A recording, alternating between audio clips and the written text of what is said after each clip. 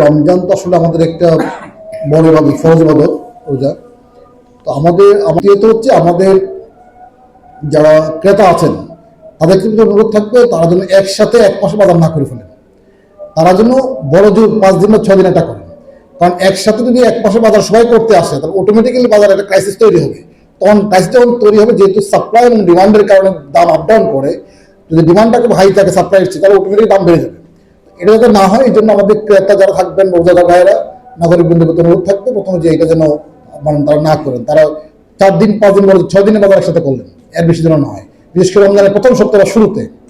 কারণ এই প্রথম দামটা কিন্তু 12 হতে আসলে প্রথম সপ্তাহে বা একদম শুরুতে, এটা খেয়াল রাখতে হবে। আর যে পয়েন্টগুলো আপনারা এখানে বলছেন, আমরা এটা ফল ব্যবসায়ী, অন্য ভোগ্যপণ্য যেগুলি আছে, আমাদের এই পণ্য খাদ্যপণ্য যেগুলো আছে, তাদের প্রত্যেকের সঙ্গে সাথে আমরা বসবো এবং এখানে গোডাউন যেখানে আছে গোডাউন খুঁজে বের করবো। মানে রাষ্ট্রের চেয়ে চালাক কেউ না, মানে এটা মাথায় রাখতে হবে। সুতরাং কেউ যদি মনে করে যে গোডাউন লুকায় রাখবে, তো গোডাউন কেমনি বাইর করতেছে আমরা তো জানি কম বেশি নাকি, এটা পারবে না। আমরা চাই আমাদের ব্যবসায়ী অবশ্যই ব্যবসা করবেন, কিন্তু মানসিক কষ্ট দিয়ে না। ব্যবসা করা এক জিনিস আর টাকা থেকে অন্য জিনিস।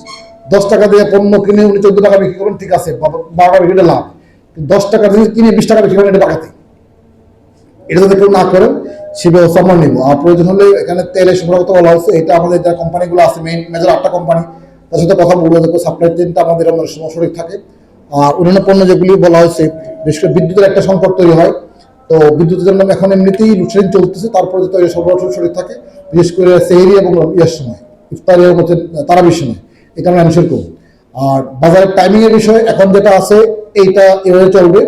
শেষ 10 দিনে তো আমরা একটু বাড়িয়ে দেবো কেনাকাটার জন্য, দোষী কেনাকাটা করে ওই সময় বাড়িয়ে দেবো, ওই দর এর জন্য সময় তার এক কোনো বিষয় অন্য চলবে। আর আসলে রমজান আসলে ইবাদত করার জন্য, সত্যি কথা বলতে কি, রমজান আসে ইবাদত করার জন্য, তাকে অর্জন করার জন্য। আমরা আসলে কেনাকাটার জন্য এত বেশি ব্যস্ত হয়ে পড়ি, আমরা মানে ওই দিকে বেশি এঙ্গেজ থাকি। এখন এটা আমাদের প্র্যাকটিস হলে একদিন বেরিয়ে আসা যাবে না। লোকজন তারাবির নামাজ বাদ দিয়ে সব কেনাকাটা করতে, বিশেষ করে 10 সন্ধানের পরে তো আর লোক তারাবির খুঁজে পাওয়া যায় না। আর 20 সন্ধান গেলে তো এরপর নাই। প্রথম দিকে মসজিদ জায়গা পাওয়া যায় না, শেষের দিকে তাহলে 5 তলা মসজিদ এসে 1 তলা, ঠিক আছে, 1 তলা বসুন। তো এখন এইটা আমাদের আছে আর কি, তারপর দেখা যাক আমরা সবগুলো অ্যাডজাস্ট করবো আর কি। তো আমি আদান করে গেছি, আপনাদের সঙ্গে ধন্যবাদ জানাই। এটা নিয়ে আমরা আরেকদিন বসবো, আমরা একটু গ্রাউন্ড স্টাডি করবো আমরা এটা বসে। আর ট্রেনিং এটা করাবো যাতে করে কেউ কোনোভাবেই না করে। কারণ আমাদের এখানে মোটামুটি এখন আমাদের যে ল্যাব আছে, এখানে যে সমস্ত অনিয়ম ভেজালগুলি করে সেগুলো ধরার ব্যবস্থা কিন্তু আমাদের ইনস্ট্যান্টলি আমাদের আছে। সুতরাং কেউ যদি এটা করে, আগে আমরা প্রশিক্ষণ দেবো, সেটা না করে এরপর যে করে অবশ্যই এটা আইনের আওতায় আসবে এবং পানিশমেন্ট ইয়ে করতে হবে। কারণ খাবারের ভেজাল বিষয়ে কিন্তু কোনো ছাড় দেওয়ার সুযোগ নেই এখানে। আপনাদের সবাইকে ধন্যবাদ, শেষ করছি। সালাম আলাইকুম।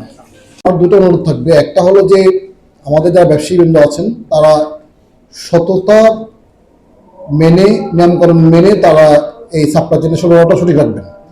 মানে ধর্মকে পুঁজি করে যেন পয়সা ইনকাম করার কোনো রাস্তা তৈরি না করে, মানুষকে যেন কষ্ট দিয়ে পয়সা ইনকাম না করা হয়, এটা একটা অনুরোধ থাকবে। যদি এইটা প্রচলিত আইনের কেউ ব্যত্যয় ঘটে তাদের বিরুদ্ধে আইনত ব্যবস্থা নেওয়া হবে। আমরা তার আগে অবশ্যই ব্যবসায়ী বিভিন্ন সংগঠনের বসবো আমরা এটা নিয়ে, যাতে এটা তো না করে সতর্ক করবো একটা বিষয়। বাট যদি কেউ করে না এটা, তাহলে অবশ্যই আইনের ব্যবস্থা নেওয়া হবে। আর